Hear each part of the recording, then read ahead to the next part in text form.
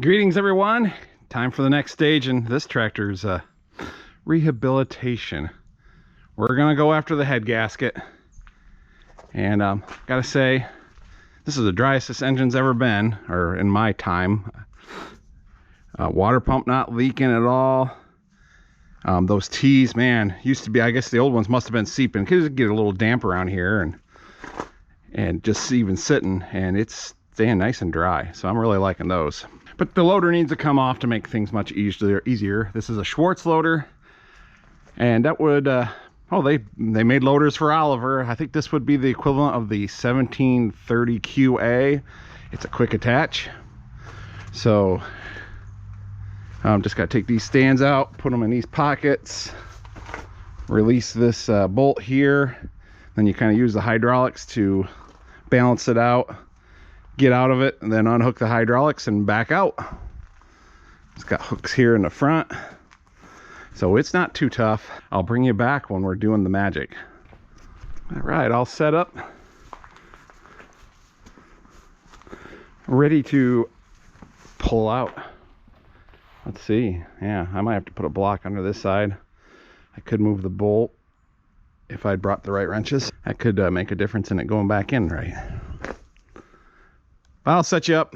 We'll get her off from here.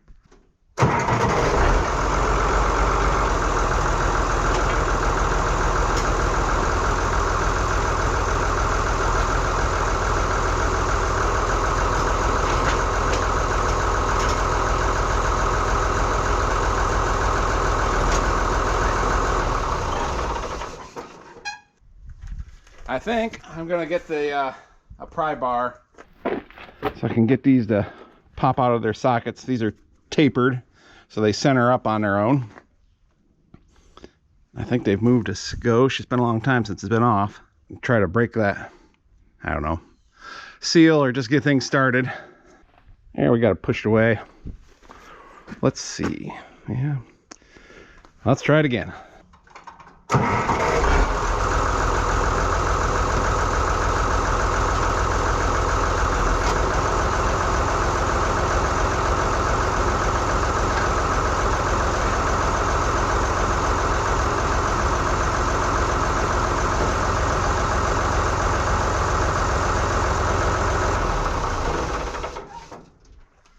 Let me get some hoses disconnected.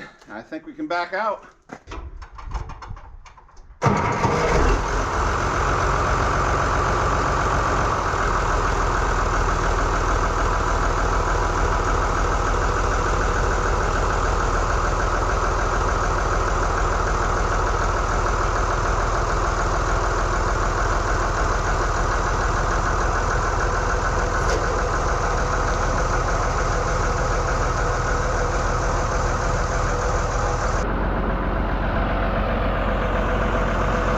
That wasn't too bad.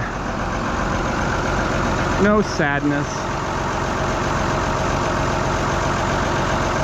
All right, let's get her in the shop. Now it's sporty without that loader on it. There, that's some better light. Don't have that loader obstructing the beauty of an Oliver.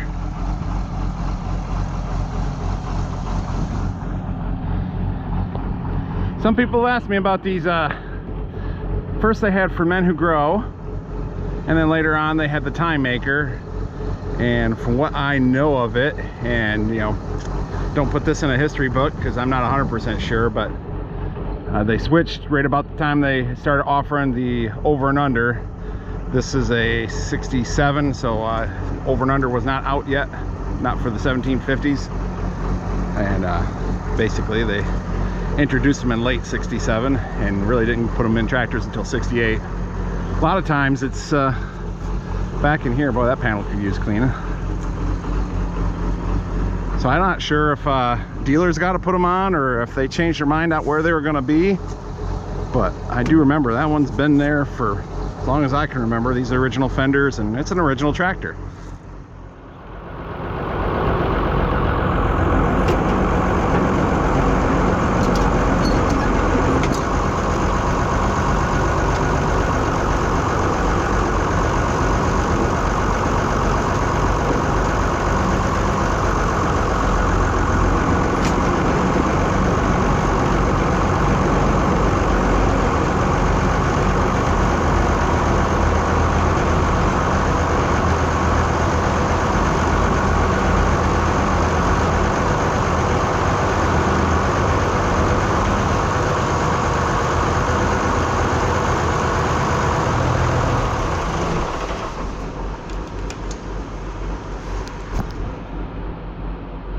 Well, who knows how quick I'll get to this, but it's about the last nice day. Harvest is done, and so I wanted to get this loader off while the weather was nice, and get this in the shop, which is where it is. Let's pull the 1600 back in. That was in for an oil change, and I got a tire to change on it yet. 1800 oil change, some hydraulic hoses that were leaking. Try to dry that up, you know, stuff.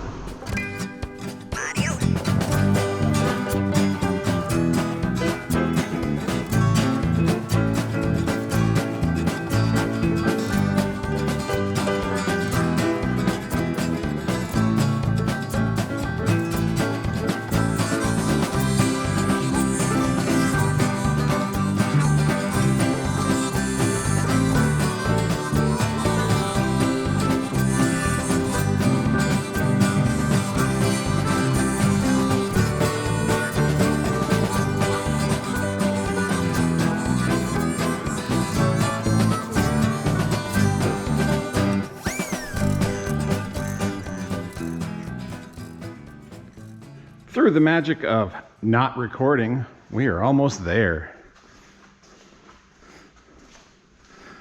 Just gotta get the valve cover off, valve train, and start taking out head bolts. And then we can maybe see what's leaking, hopefully. Time will tell.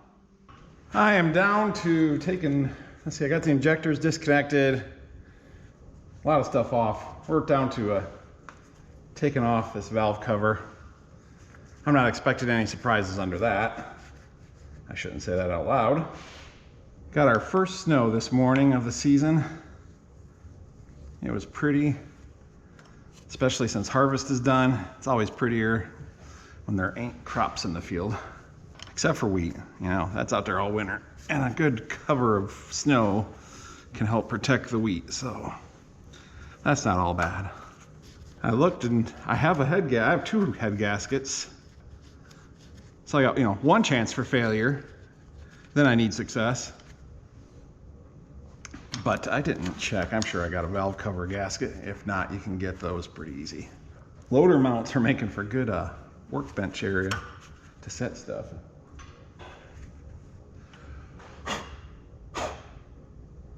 We don't need to be getting dirt and everything. I did power wash it, but there's always those little nooks and crannies you can't get to. This doesn't even have the copper washers, just regular flat washers. Still seem to seal up pretty well. I'll probably put a copper one in there when I go back together. Just looking around there, make sure there ain't obvious bits of dirt that are gonna jump in there when I pop it up.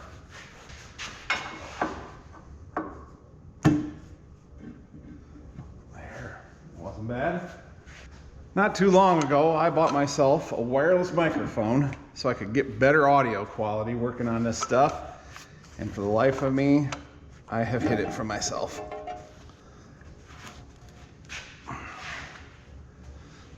Okay, set the valve cover there, and then we can put all these pieces and parts in there. Yeah. Sounds like it feels like it could have used a valve adjustment. It's going to get it now.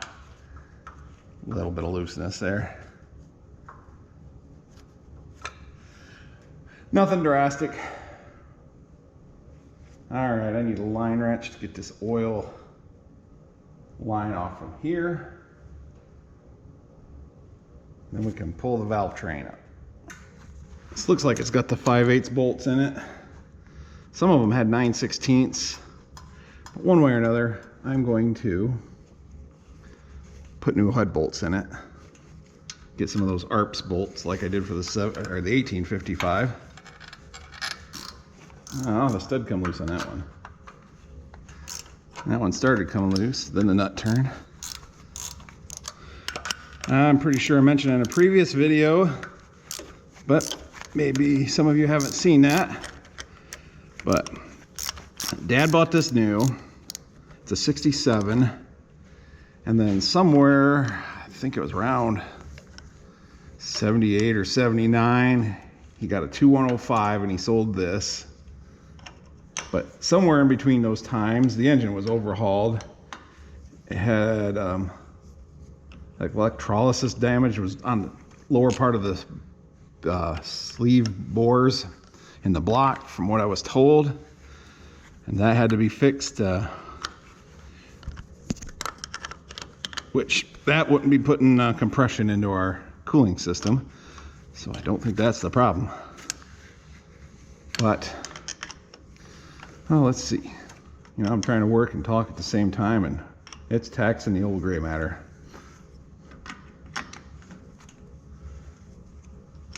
But we got it back. The new owner, the second owner, gentleman farmer, took very good care of his stuff. He put the roll bar and canopy on it, then eventually put the loader on it, and then felt it was too much. That big loader just didn't care for it, and so he traded it on a white. We went through a couple of white. Well, the first one he bought didn't end up having enough horsepower for his hay mower, so he traded that one back in, and we got him. The first couple were Izeki tractors. Izeki built whites. And so that first one felt he needed a little more power, so he traded that in. Second one had a problem. It would not stay in gear, and we had it back in so many times. Had a synchronized transmission, and it would pop out of one of the gears. So we thought, well, maybe synchronizer, something like that. We tore it down a few times, and finally had a company rep come in and look at it, and all we could figure was something was not bored entirely right in the transmission case, keeping things from lining up right, because other than that, everything seemed to be set to spec, but it would just jump out of gear. So White bought the tractor back, and he bought a white American 60 front wheel assist with a loader on it, and had that until he passed away. And I remember seeing that a couple of years ago, probably been more than 2, but a few years ago, come up for an auction in Ohio. Someone got a heck of a deal because it didn't have much hours on it, open station, and just a well-kept tractor. He had he's the same guy I got my 548 plow from, the 5-bottom that I plowed with. I just plowed with it recently with one of the 1655. And I should just go get the whiz bang thing that spins them out so fast.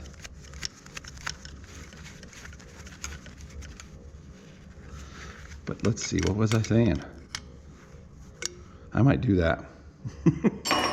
Hey, right here's the right socket too. Well, that stud came out, and that one. But not that one.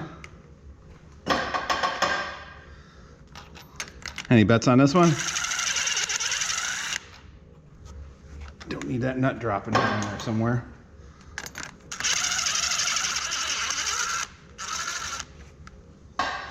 So anyways, when he traded this in on that first Izeki tractor, the small one, Dad never put this one on the lot. We took it back on the farm. We didn't really have much for a loader tractor at that point. We did have a skid steer. So, you know, we weren't loaderless. And of course, the dealership had a forklift. But for moving hay, it was nice to have this tractor with a loader for out in the field. And then we could use the skid steer here back at the farm to stack them in the barn. Prior to that, we were loading the skid steer on a trailer, load a bunch up, dump them off up here, and then eventually load the skid steer back up, bring it back up here, and pick up all those bales and put them in the barn. But I definitely have a soft spot for this tractor. This was Dad's corn planting tractor. It had saddle tanks up here on the front. He was spraying and planting at the same time, and the toolbox that's now along the side of the frame was up on the fender. And I remember as a kid kind of squatting or sitting down between that fender and his seat on that toolbox. That was my spot to ride along.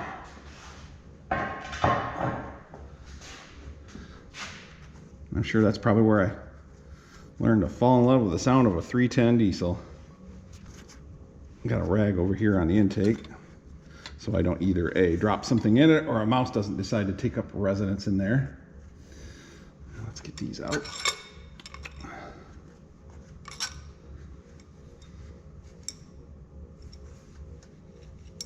Just kind of rolling them to see if there's any sign of them being bent, which there's not. Didn't expect that. Some guys will say keep these in order, but you know what? With a new head gasket, I'm gonna have to readjust them all anyways. So, and I don't think these get a wear pattern like lifters do against the cam. So maybe I'm a sinner, but I am not gonna keep the push rods in order. Now, like I say, if I was pulling the lifters in the cam, I definitely would. So now I think we're at the point of head bolts. I just want to point something out here. This one has three lifting eye bolts. Something tells me that's something Dad did at some point. Normally with, let's see, with the hydro, or this has got the 2-speed hydro power. With that on, you lift from this bolt, that balances it. If you take the hydro power off, it balances with this bolt. Well, I'm guessing this bolt, probably without the flywheel on, probably makes it balance, would be my guess, or maybe they're running something between the two, but I can't say I've ever seen another Oliver with 3 lifting eye bolts, so I guess I'll have some spares, or a spare. Interesting. All right, same thing with the head bolts. Just try to crack them loose a little at a time. See if I can do this without knocking you guys off.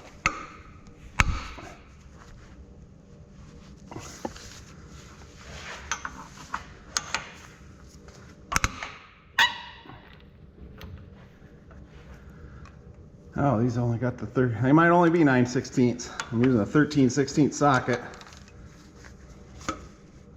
I think the 5/8 bolts on these heads ran a 7/8 head. So hopefully I can get bolts in that size. You know, everybody stocks 9/16 these days.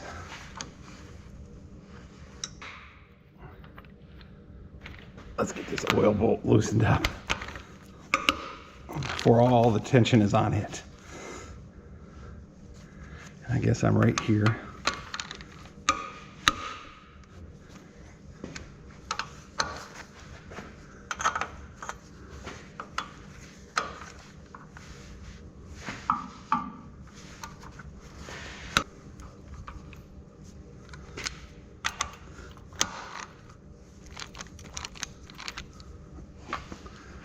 Well, they're all turning nice once the tension is off.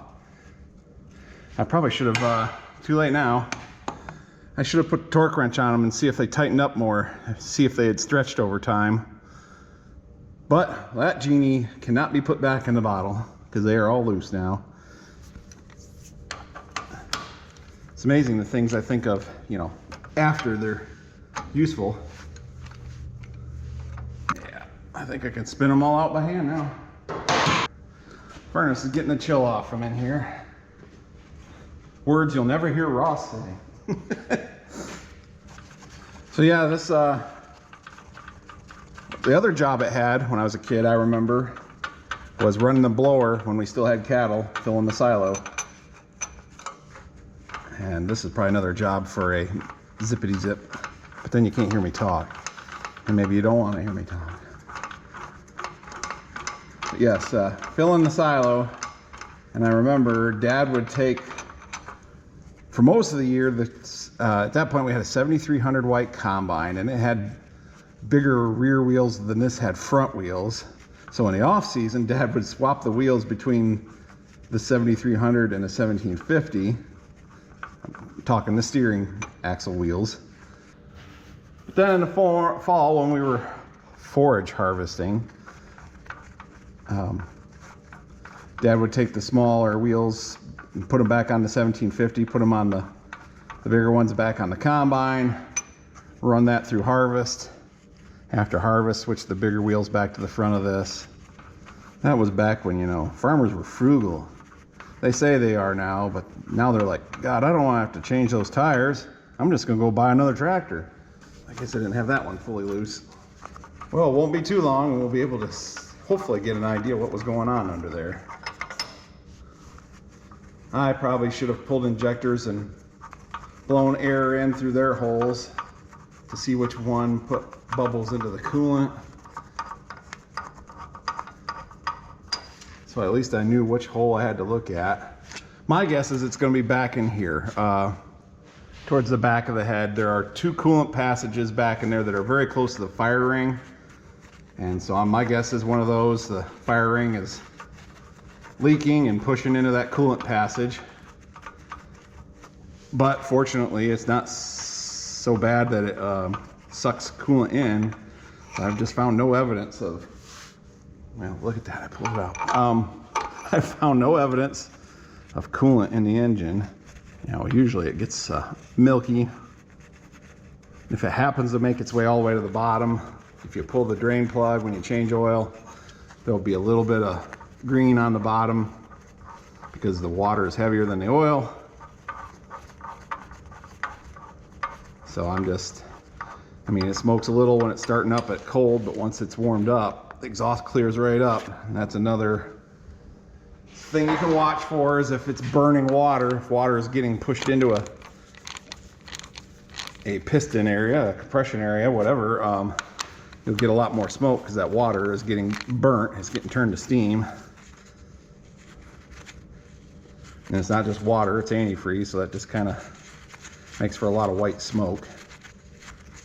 And it might smell a little sweet.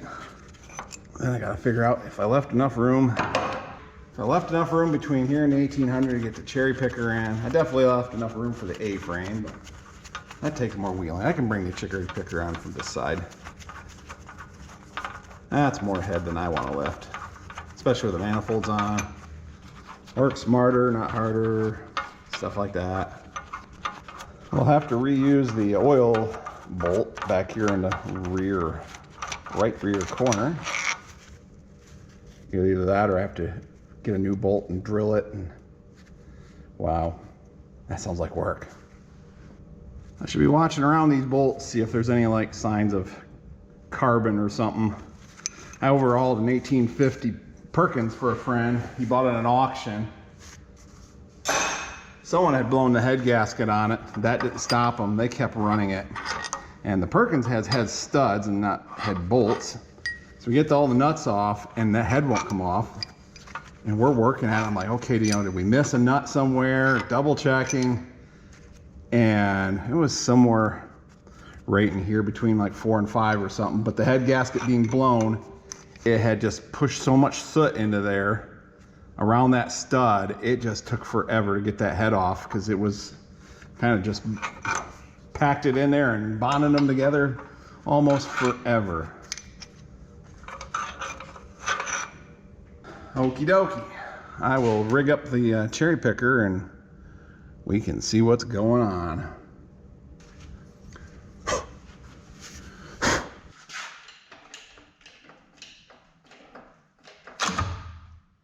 Schloop.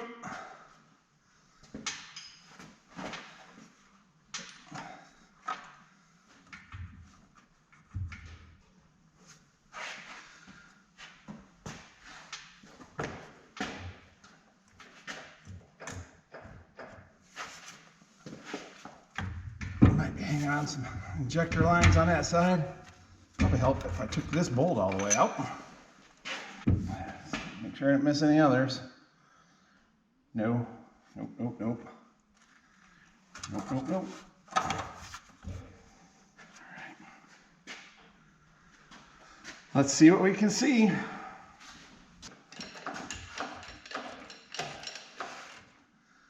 Not the stud, but the dowel pin. Or my cinch straps are not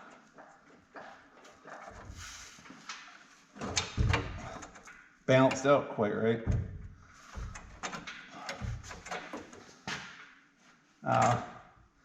Just love it when the head drips right into the, stuff. of the things.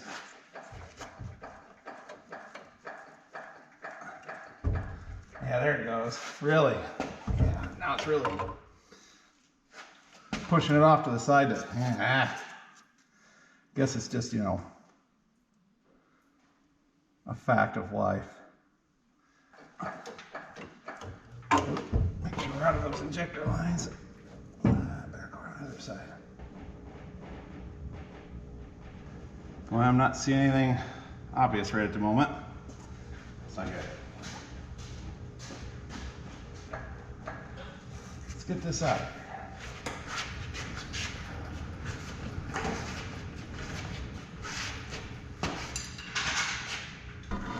It's probably killing you. Let's see. Still see crosshatch. That's good. Crosshatch there.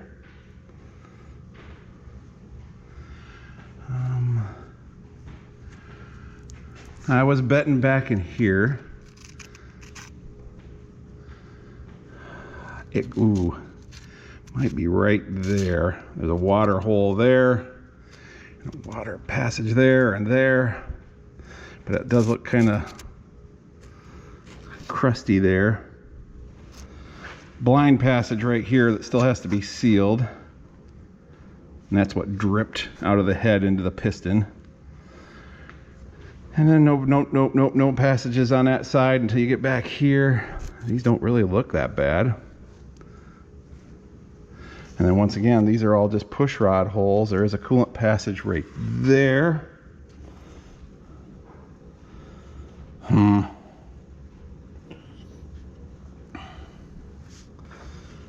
It's a small little bugger.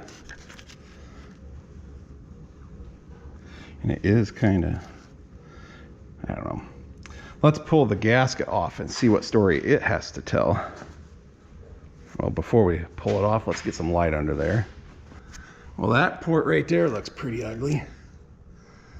See how the plastic on this one is all intact and that one's all, yeah.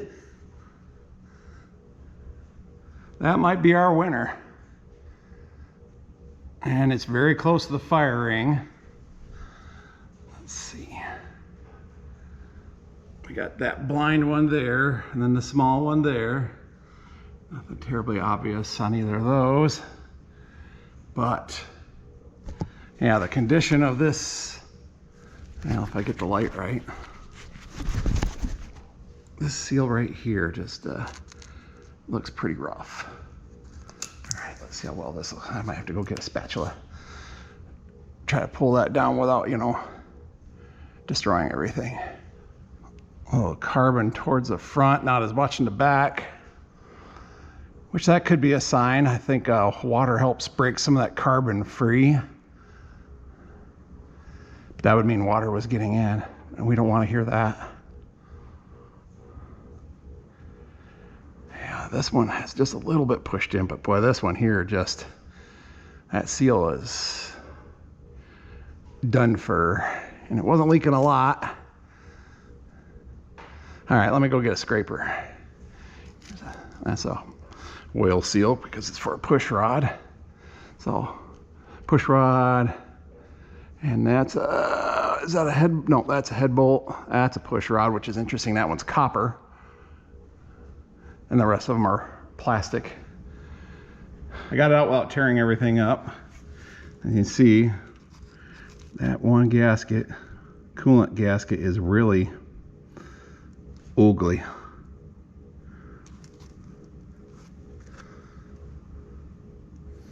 I don't know if that's enough. I mean, if it's compression, which we weren't getting, the dye or stuff wasn't showing compression in. Well, things are not looking bad at all. So here's my initial diagnosis. I don't really see any point of the fire ring leaking, but if it was leaking here, that would explain why this seal is so almost kind of melted compared to all the others that are in great shape. You got hot exhaust gases escaping through there just a little bit.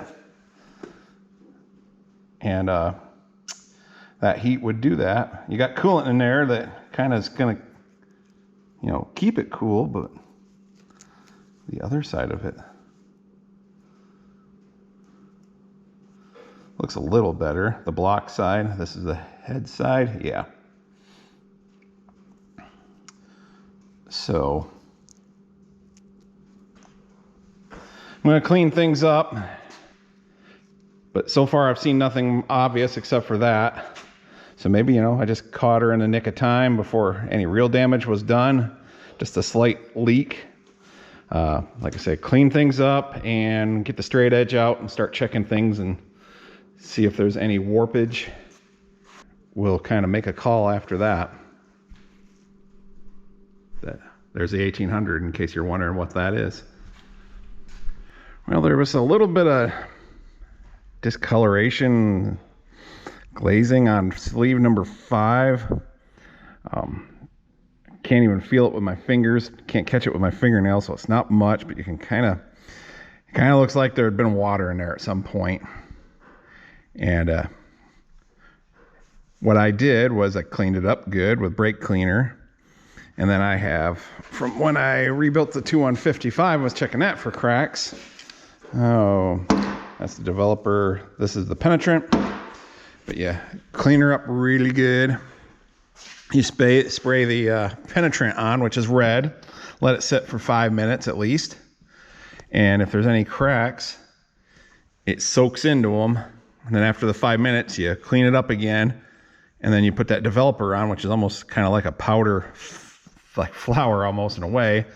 But that draws that stuff back out, and you got to let that sit at least 10 minutes on like 12 or something now. You can see like here where the sleeve meets the block, it drew it out of there. I didn't do as much of a job cleaning up here. And over here on number 6, you can see that some of it went down in by the sleeve, and so it's drawing it back out, and that's where that red is. And I am not seeing any signs of a crack. I didn't go all the way to the bottom because I didn't want to get stuff on the piston. I wanted it where I could clean things back out. I had rags down in there when I sprayed. So there's a couple of red blotches down in there from where the rags were touching the side, but I am not seeing any cracks.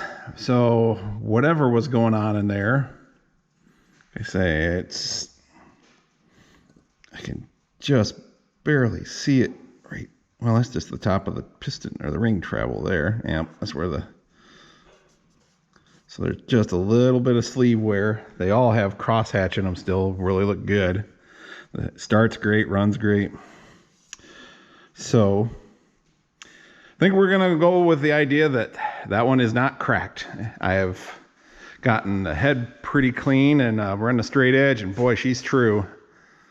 It's nice and straight. I did not notice anything visible. I might spray the crack stuff on there, but I'm just thinking after years and years of use, it was just leaking a little bit right here, and that port's so close, and that would explain why that one seal was almost melted compared to the rest. But I'm gonna get this cleaned up and keep cleaning on things, and then I can check the block and make sure that's true.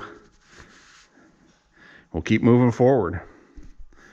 But looks like I'm not going to have an overhaul, or at least I'm going to try it without doing an overhaul.